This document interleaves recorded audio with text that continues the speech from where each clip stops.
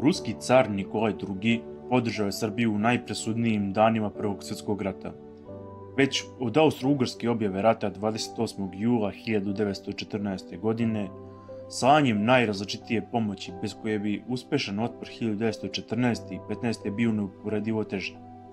Pre svega, Nikolajeva odluka da Rusija uđe u rat neposredno nakon Austro-Ugarskog objavljivanja rata Srbiji u potpunosti je promenila austrijske ratne planove i naterala Beč da praktično polovinu svoje vojske, koja je bila do zuba naoružana i spremna za invaziju na Srbiju, po strateški najpovoljnijem severnom pravcu, odmah prebaci na istočni front.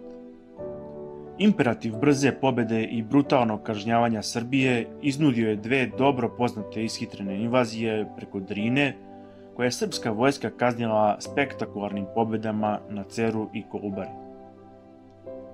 Ruski monarh je bez ikakve sumnje svoju odluku o ulasku u rat učinio iz čisto moralnih razloga, da bi se našao na pomoći malom srpskom savezniku, kome je pretilo potpuno uništenje, a kako se pri tome još zna da ga je to po mnogima ishitreno uvođenje nespremne Rusije u rat koštalo i carstva, krune i porodice koja je pobijena pred njegovim očima, ova priča dobija visok tragički zaplet.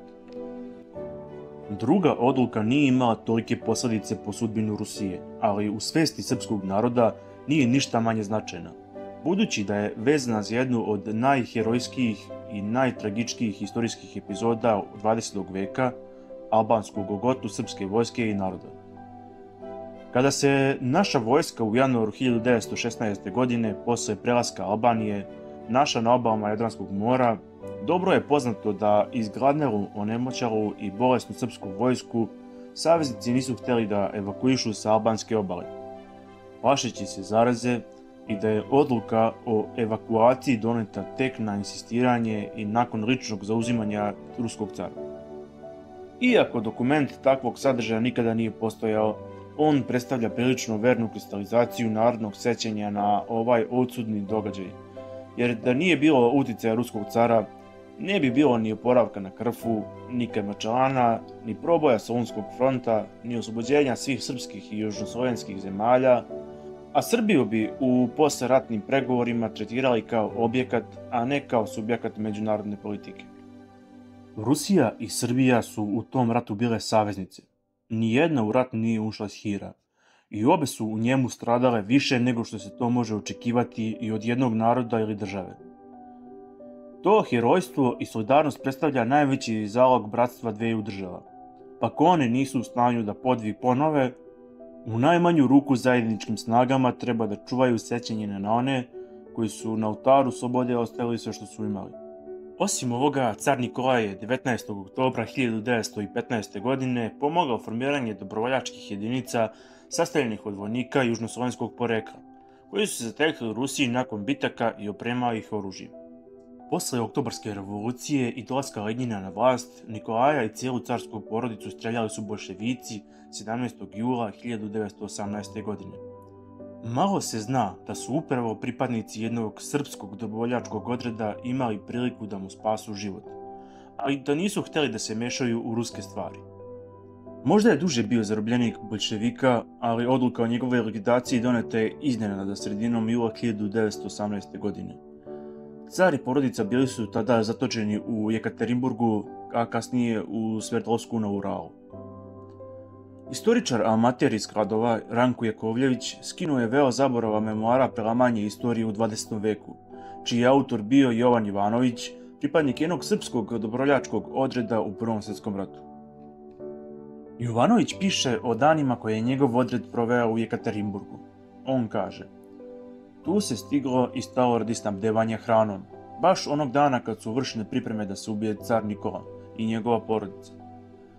Vest o ovoj pogibiji stvorila je kod naših vojnika jednu jaku psihičku struju i naklonost za intervenciju i spašavanje cara.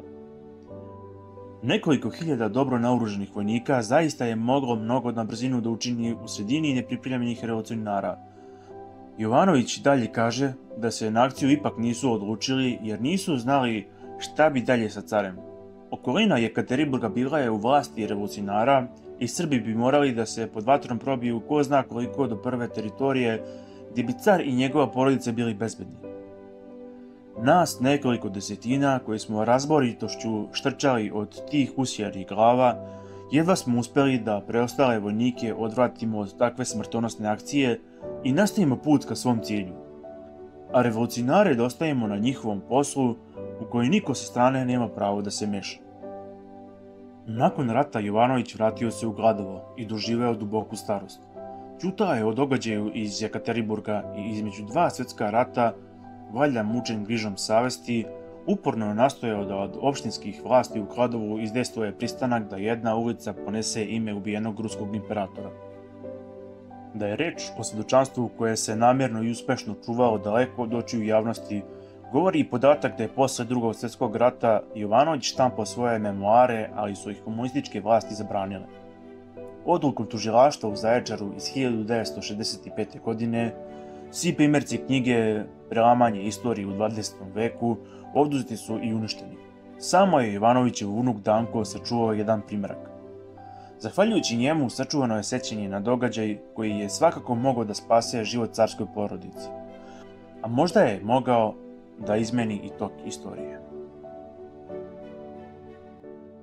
Ukoliko vam se svidao sadržaj koji ste gledali, molim vas da podržite kanal tako što ćete lajkovati, šerovati i subscribe-ovati. Ukoliko imate sugestije vezano za ovu temu ili neku temu koju bih mogao dalje da obradim, napišite mi to u komentaru i hvala vam na pažnji.